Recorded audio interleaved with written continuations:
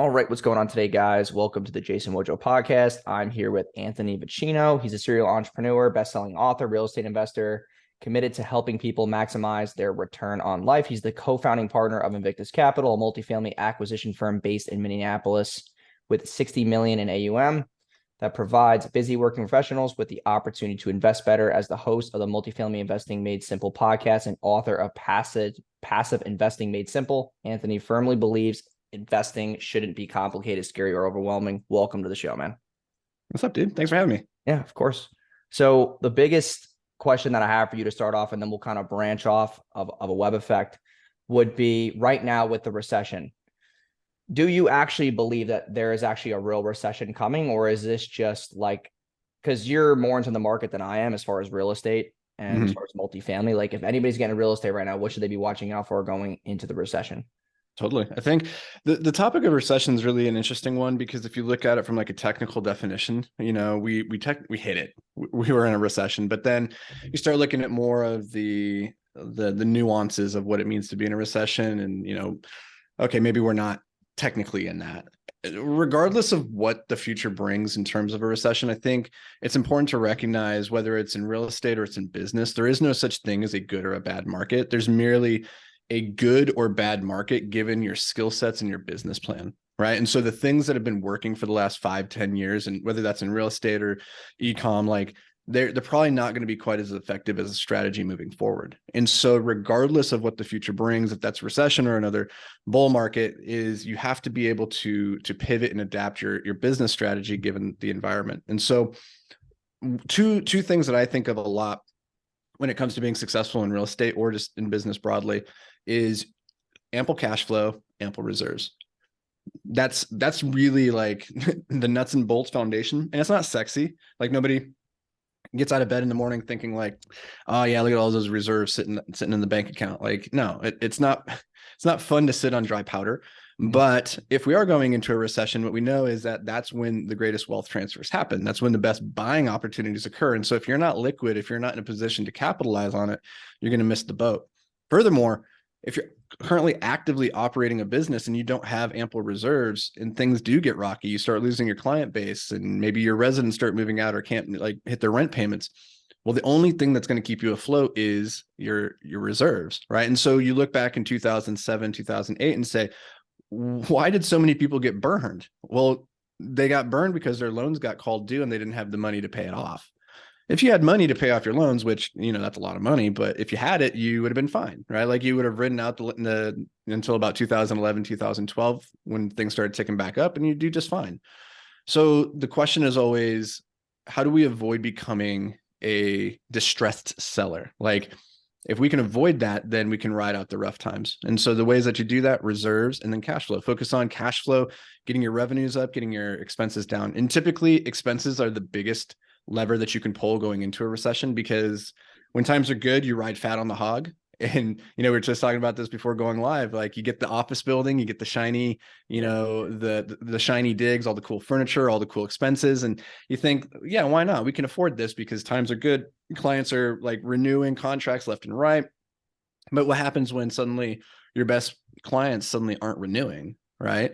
But you still have the overhead of your rent. You still have the overhead of all the different employees that you have on staff. And so get really serious about buttoning down the hatches during this period and reducing your expenses, because the best lesson I ever learned in business was a dollar saved is worth more than a dollar earned, because a dollar saved goes straight to the bottom line, whereas a dollar earned is always on a margin, right? So if you have a 50% margin and you earn a dollar of top line revenue, well, 50% of that's going to go towards your expenses. So for every dollar you bring into the business in new sales, you only get to keep 50 of it, let's say.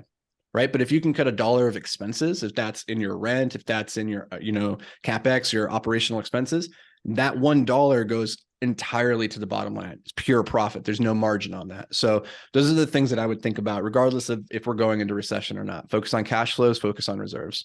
Yeah. The biggest thing I've seen too is like, I talk to a lot of business owners every single week. And like, I was talking to one today and they were making like 70 grand a month.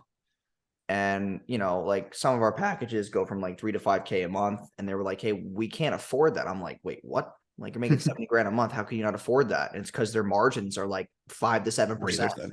razor's edge. And I Yeah. was like, damn, like that's insane. And the thing that a lot of business owners are never taught, because what's shoved down their throat is cash flow, cash flow, cash flow. And everybody on Instagram, they run these ads, they try to get you in these, programs, Oh, whatever. yeah. They always talk about cash flow, but no Look, one seven actually talks. figures. Yeah, no one actually talks about like financial literacy, leveraging credit, like having actual assets there to the point where, and like KPIs and systems, because that stuff to business owners is boring. There's a big difference between a 7-figure business and an 8-figure business. Because to be honest, like making 7 figures is actually, I mean, maybe I'm biased, but it's really not as difficult as it looks. No. But making 8 figures requires a completely different business with systems and like predictability. So when you talk about like the whole earning a dollar versus saving a dollar, no one was actually taught how to save, because when people went from their parents as baby boomers talking about always saving money, right?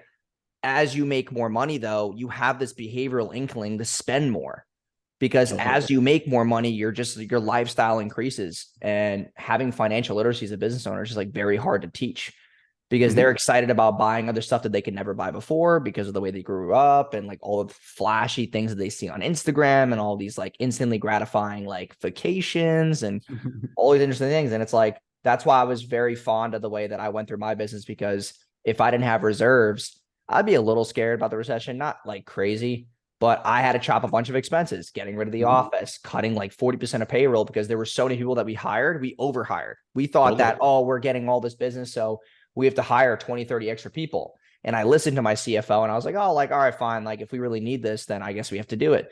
And then 5-6 months go by and I'm just like, dude, there's no difference.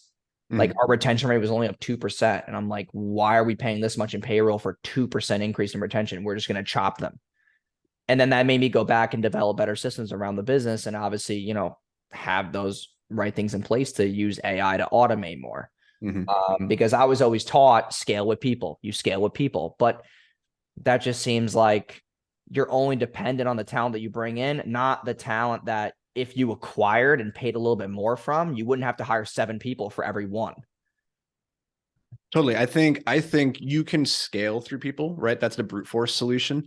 But honestly, for me, that's never been my preferred way. And I learned that the hard way in my first business, where it was brute force, just kept hiring more and more people. That was a window washing company. So like realistically, there's no way that you can scale that without more hands-on squeegees.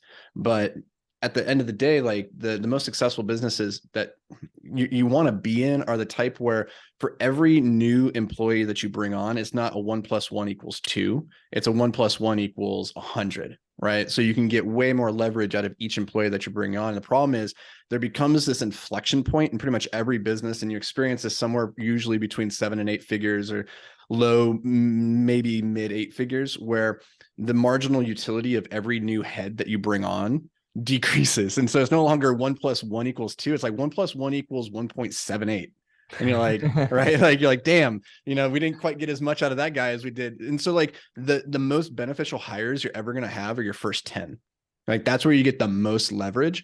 And so if you can make those 10 hires really, really good and focus on that, like you can go pretty far in business. Because to your point, like I think getting to 7 figures in a business is pretty straightforward, pretty easy in the grand scheme of things, or at least simple.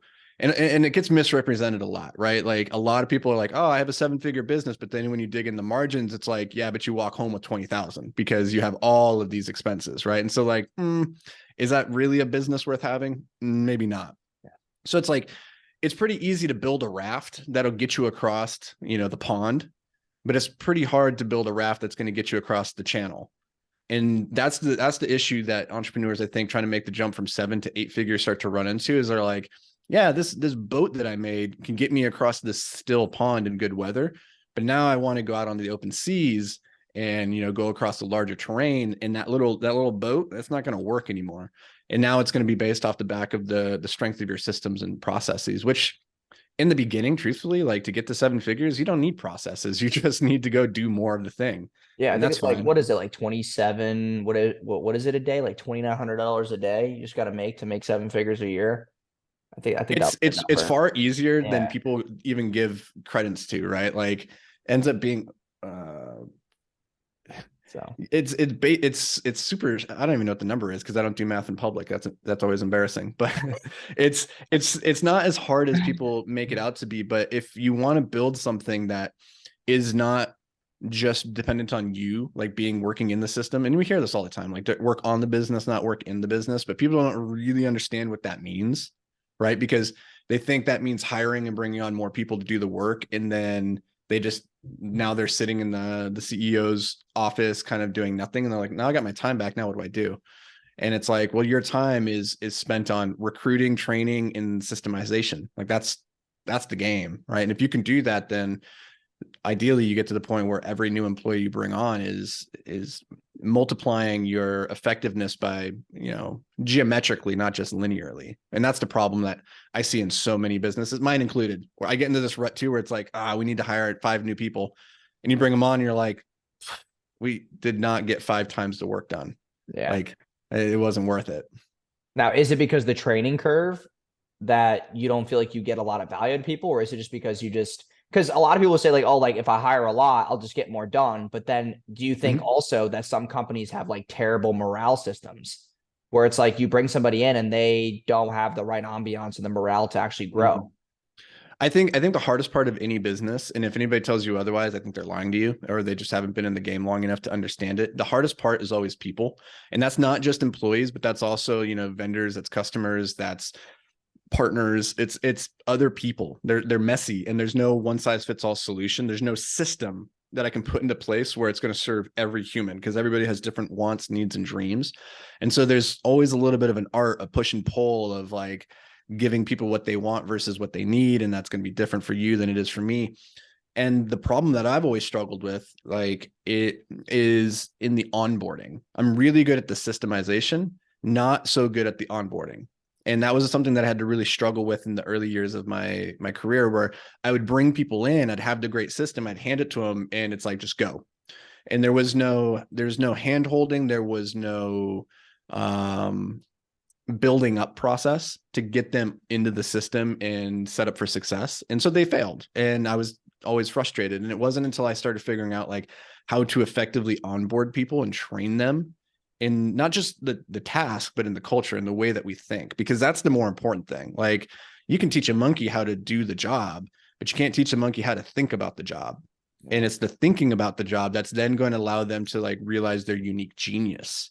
And that's then how you start getting the multiplicative effects of having like a rock star team, because everybody's now using their brains and thinking through problems in a way that's in alignment with the company's values. Yeah. That's a funny term you bring up, which was the genius thing. I actually went through like a big struggle, like probably 4 to 6 months ago, where I just kind of got bored. And with that kind of boredom, I didn't know anything else to like do or touch or play around with, to where I kind of lost my genius, because everything that someone would bring to me, like in the company, if someone asked me a question, I was like, dude, it's that easy. This is how you do it. And I was like, dude, everything's so easy right now. I need to get my genius back. I need to do something else. So I've been, dividing in other stuff, not like shiny object syndrome stuff that's going to allow me to sell the company for like a larger amount, because I want to exit by the time I'm 30. So I'm basically looking to buy like SEO based softwares that are AI driven to attach to the agency, so that I can get more organic leads and make it not about me, because I'm the face of it right now. So people see me on Instagram on the ads, and it's like I'm still a part of it. So I need to branch myself out and be able to say to somebody who wants to buy, like, hey, like, I don't need to be in the ads anymore. We have these 3 softwares that get us X amount of leads per day. And that's kind of how I want to run it. But yeah, like the whole genius part, I'm actually getting a tattoo because my mentor told me that. He's like, yeah, like you just lost your genius because you're bored. Yeah. So I'm getting a tattoo. It's like, never lose your genius. That's a good line. Yeah. So it's hard, because if you're good at what you do, you kind of start to build yourself out of it in a way. Yeah. Right. Like, and this is the curse of competency. And you see this in business all the time, where the person who's really good at sales gets promoted to become the sales manager. And now they're not doing sales. Now they're teaching other people how to do sales, but they were great at sales. They weren't great at training people. And so now they're maybe in an environment where they're not really well suited to succeed. And it's taking them one step away from what they were really good at and what they loved doing. Maybe it's the same with like as like the business owner. The longer you go, the more people you bring in, the more success you have, the further you start getting away from those things that you were first attracted to and enjoyed in the business. Because now you're managing people and you're in meetings all the time and you're thinking higher level rather than boots on the ground doing the work. And if you're not careful, you can lose, like you said, your genius or sense of like purpose. And that's when I think people get into a lot of trouble in business and they start making really bad decisions, is because they're bored and they feel rudderless and they're like, let's go that way. And it's like, whoa, whoa, whoa, whoa, Yeah. whoa. Well, yeah, Just that's because what you're happened to bored didn't me. mean we needed to change course. Yeah. So I started changing softwares. I was like, oh, we're using Slack. Let's use Basecamp. And then I realized how stupid that was because I wanted something new to work on. I realized that it ruined the system. And then I was like, let's not use ClickUp. Let's use Monday.com. That ruined shit. It was like, it was just this constant cycle because I was just looking for a newness thing to work on. Mm-hmm. But yeah. So, all right. The last thing that I wanted to finish with was, because you're in real estate right now with this market, are you looking at like Airbnbs more? I know you're into multifamily a lot, but what's the best margin, best bang for your buck right now as far as real estate? Is it multifamily, single family homes, fix and flip? Is it like lease arbitraging? Like, what is actually the best thing right now for people to be getting into? It's a good question. And honestly, the answer is it depends. Because again, like when we're talking about the market cycle not really mattering, it's about your skill set and business plan. Truthfully, you can make money doing anything in real estate. Like there's so many great avenues. You have to find your unique edge, right? At the end of the day, that's what investing like successfully really is finding where you can have a unique advantage and then leveraging that over and over and over. For us, our unique advantages are that we're locally based here in the Twin Cities. We're vertically integrated with our own in-house property management company, so we can operate assets at a far lower margin than our competitors can. And because we're local, we get deals off market. So we know multifamily. We've done it 30 plus times. We have $70 million of assets. So we just keep doing that over and over and over. That's our unique advantage, right? Like if I looked across the way and I'm like, you know what? Airbnb, I think I could get better yield there. Well, if I go over there, it's the shiny object because I don't know that world. I got to learn it, right? And so instead of learning it, I just stay where I am and keep adapting the business plan, because all real estate at the end of the day, like there are millionaires in every form of real estate. It's just a matter of your skill set and your business plan. So figure out, like, if you're brand new and starting out, you just got to pick a path, right? Don't worry about picking the right path or the best path, because there is no best path.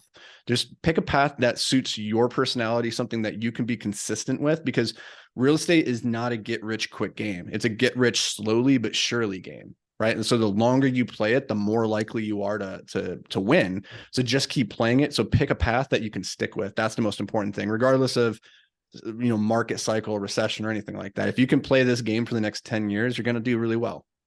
I love it. All right, man. Well, I appreciate you hopping on the show. So where can they follow you right now? Because I know you have two podcasts, and then I don't know if you do stuff like on a personal brand level.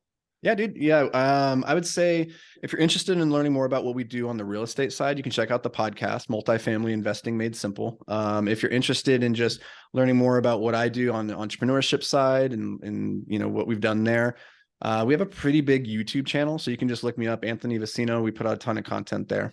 All right, dope. All right, man. Well, thanks for being on the show. I'll be posting this in like the next week or two, and then I'll send you a link. But I appreciate having on the show, and talk to you soon, man. We'll definitely stay connected through email. Sounds good. Thanks for All having right, me, man. man. Yep. Talk to you soon, man.